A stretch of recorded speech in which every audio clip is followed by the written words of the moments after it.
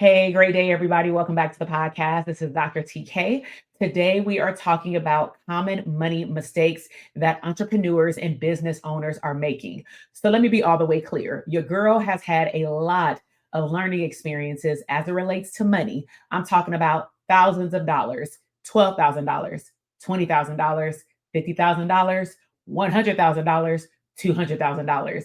And when I say mistakes, AKA learning experiences, the goal is that when you become aware that this is a problem for your business, that you get the help that you need so that you can learn from it and do better. That's the goal, right?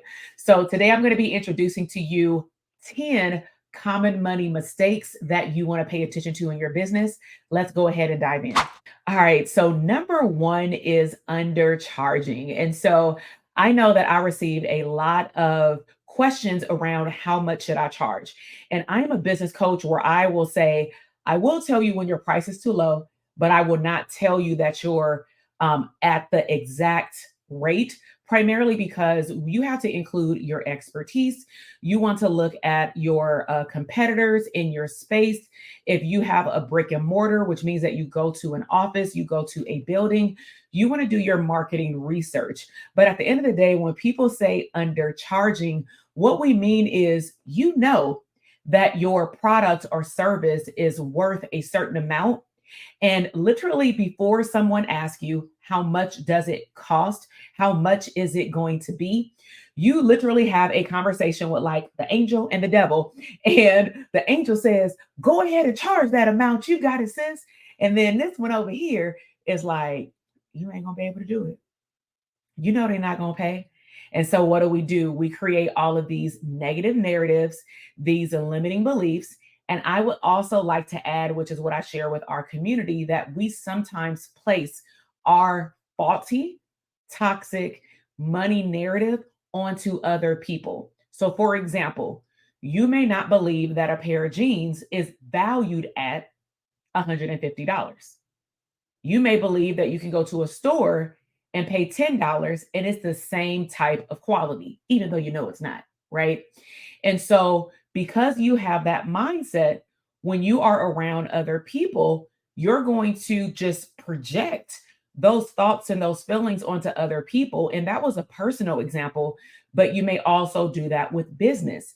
You may not believe that you should have to pay $1,000+ to get a certain level of access in coaching or a certain level of access to information in a course. Therefore, you don't even realize it when someone is coming to you to invest in your course, your product, your services. You want the $1,000+, but at the same time, you're battling believing that someone is going to invest that amount in your business. So ultimately, what we're talking about today is psychology of buying. And you want to be very aware of what your narrative that you're carrying around about money is, because odds are the person is more than willing to pay you the amount that your product or service is worth, but you don't believe that that's how much you're worth. So we really need to do some business therapy around your value of your stuff. Okay.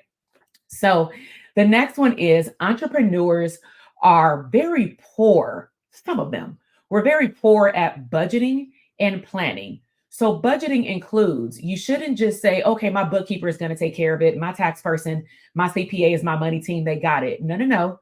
Even though they go into a system, plug in all these numbers and generate a profit and loss statement, you should still ask questions. At the end of the day, they can submit your tax paperwork, but if you don't understand what you just signed, it's your business, which means that your is on the line. Okay.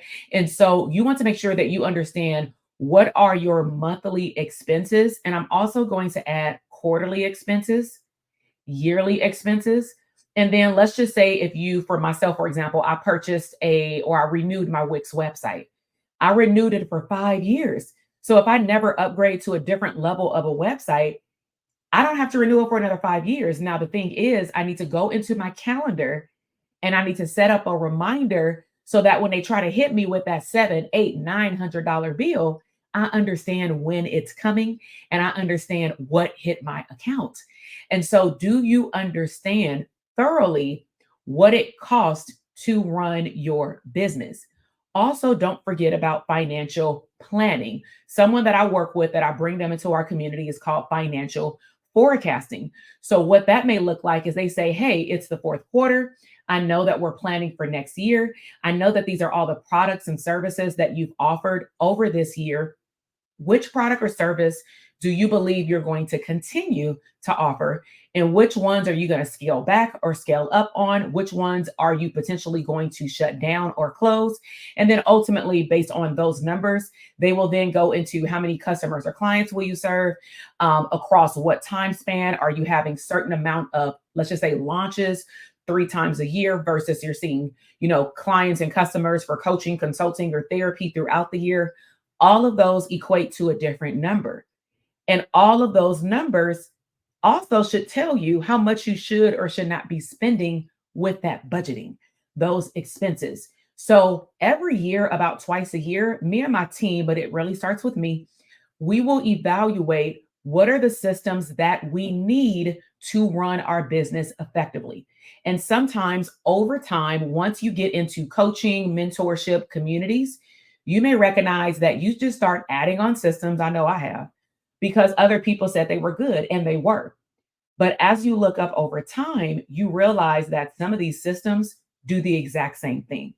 So you really want to have a very good understanding of what you are paying for. Next one is entrepreneurs sometimes lack a clear cancellation policy, which helps you lose money. Helps you lose money because you don't even understand how somebody can or cannot cancel an appointment with you, whether you're a therapist, coach, or consultant, trainer. Everything you do needs boundaries and guidelines. So I'm going to give you an example of 2 different types: one-to-one services and one-to-many. This could also include products, right? So let's do all 3. So one-to-one services is more like one-to-one coaching, one-to-one therapy.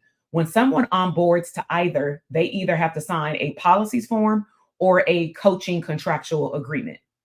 In the therapy services, for example, because I'm a psychologist, I will lay out my policies and let them know that they have a certain amount of time, let's just say 24 hours, a full 24 hours, to cancel their appointment.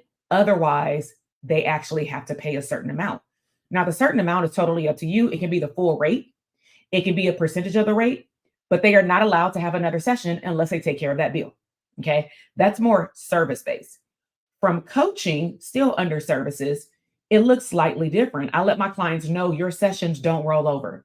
If we're in a 6-month container, and unless it's an extenuating circumstance that we need to talk about as to why you cannot come, then if we were supposed to have 2 sessions this month and you canceled one because you double booked yourself for a doctor's appointment and it wasn't an extenuating circumstance, like you went to the ER, and you had 1 session that month, we don't add on a session somewhere else just because you have it available. Those are services. One-to-many. When I do any speaking engagement, I let them know that, especially if I'm traveling out of town, there may be a high possibility that I cannot reschedule. If it is local, we have a certain threshold of how many days or weeks, depending on how big the workshop or training is, that we have to be informed that there is a reschedule. And also, I have something around this number 2 for whatever reason. It's just a made up number. Number 2 signifies in my business that for a therapy client, if they cancel 2 times in a row, they are automatically placed on the as needed list, meaning they will get in when they fit in, they lose their therapy spot. And that is in my policies. Okay. For coaching, it's just you don't use it, you lose it. For trainings, after 2, we need to sit down at the table and talk about my retainer agreement, because we agreed that this was the amount of trainings or workshops or speaking engagements that I would do within this amount of time. For products, whether it's physical or digital, you just want to highlight more for refund policy. What is your refund policy? Is it a absolute no refund policy, or is it a refund policy with like specific details? Like for digital products, I remember I did one on show your work. So if someone requested a refund, it had to be within a certain time frame, and they have had to show the worksheets that they did, because we know our products well enough that if you do the work, you will make money. Okay. So some people don't want to do that. And when we would send them that question, it would just be like crickets. They would either come back to the workshops, the coaching calls and engage, or they would just bow out gracefully, but more than likely they would just come back. But ultimately ask yourself, do you have clear cancellation or refund policies? Okay. Next is inefficient billing practices. So based on what type of business you have, let's just take a service-based business, right? If you have someone for coaching, consulting, or even therapy services, like one-on-one or group, you have to decide for your office, for your business, when are you going to bill the customer or client? Are you going to set it up where they're billed at the top of the morning before you even see them? Some doctor's appointments do that because at that point you can't cancel anyway. Are you going to bill them immediately after the session? And if you do, how are you going to collect payment? If you're a therapist or a doctor and you take insurance, when do you check eligibility to make sure that they still have coverage? You should not be waiting 6 months and then you get a receipt back saying this client owes $2,000. That's a no-no. If you take insurances, no matter what type of medical or mental health provider you are, you want to understand some type of billing practices that can be consistent and conducive for you.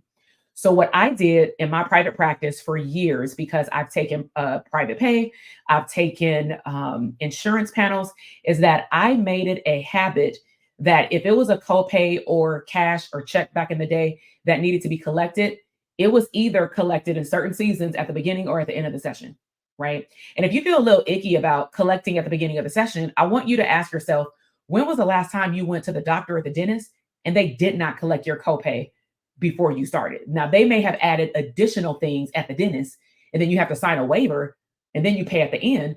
But if there was something that you had to pay in the beginning, they for sure will get their money. Okay. And so you want to keep those things in mind so that you can set up a schedule. So going back to my schedule in the past, every Saturday, because I knew that was a day where as soon as I go home, it's over for me. I've been working at my 9 to 5 job, 40 hours plus a week at that time.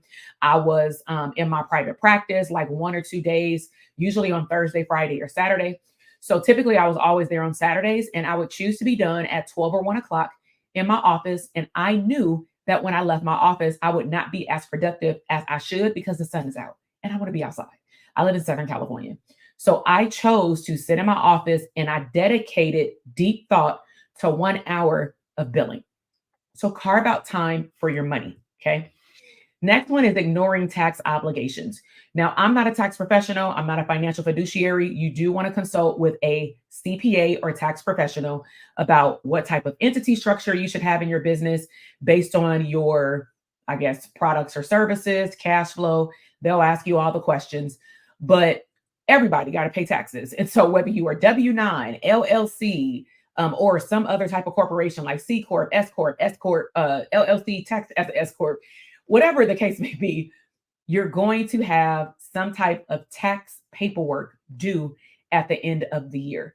Now, of course, it can get more complicated based on how your business is set up. But what I would suggest is if you're new to business, consult with a tax professional before you start so that you know what entity structure to set up.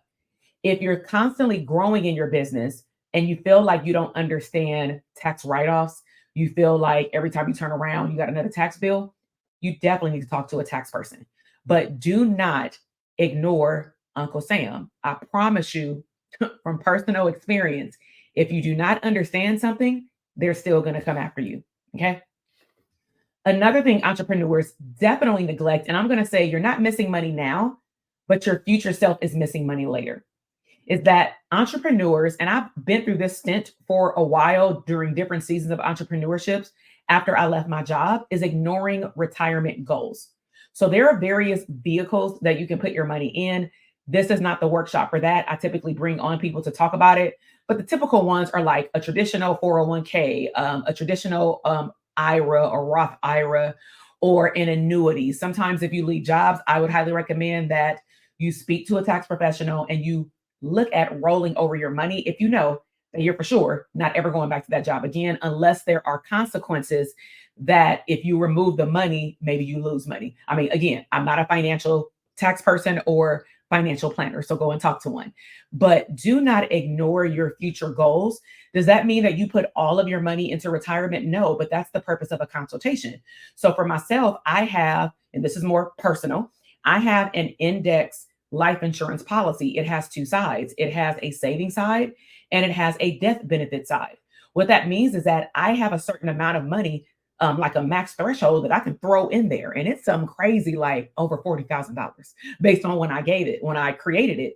And there are certain percentages that I get back on my money. That's one type of vehicle. I rolled over my money when I left my job. That went into an annuity. I don't touch that money until I retire. But again, I like to diversify my money. So, when was the last time you looked at your retirement accounts? When was the last time you wrote down where your retirement accounts are? Does anyone even know where to find them? Okay. All right. Overlooking business expenses. We talked about this earlier, but ultimately, are you just not even paying attention to when your stuff is due? So, I'm going to share a quick tip that I learned talking to someone I brought into our community as a support coach around financing and life insurance. And so, this particular individual is one of my good friends. I talk to her about every quarter related to the themes that she sees with our clients.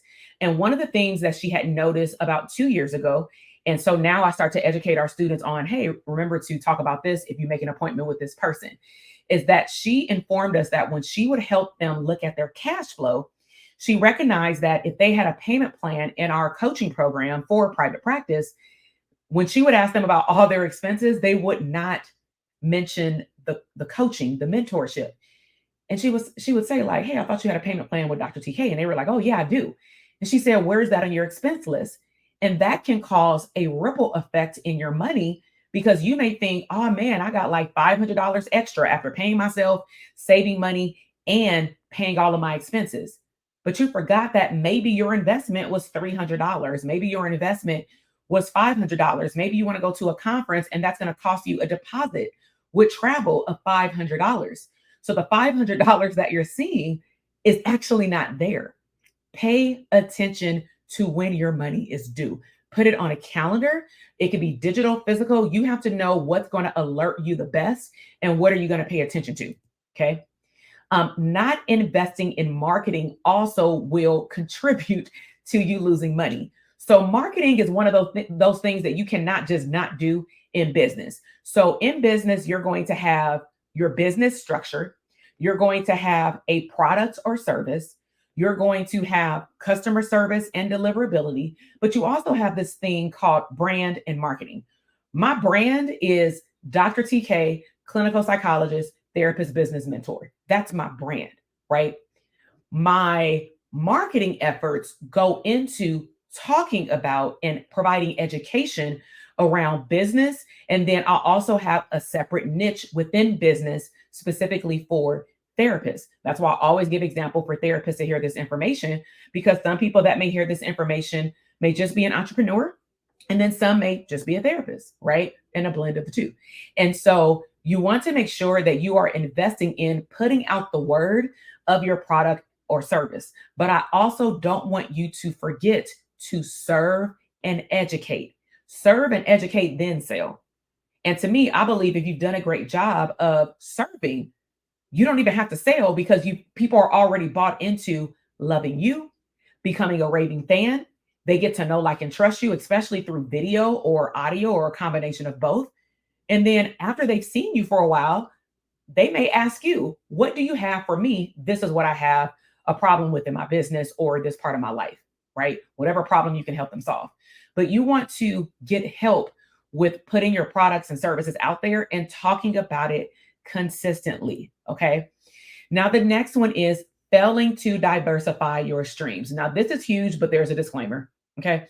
So I believe that no one is made to only do one thing, but that may be your preference based on distractibility, feeling anxious around your time being split into multiple areas. But that also can be due to maybe you don't have help. Maybe you refuse to hire a team member, a VA, a personal assistant. You're just trying to do everything by yourself. So sometimes people aren't able to scale their business to a degree where they can put their attention in different places, different streams, primarily because you are it, tag, right?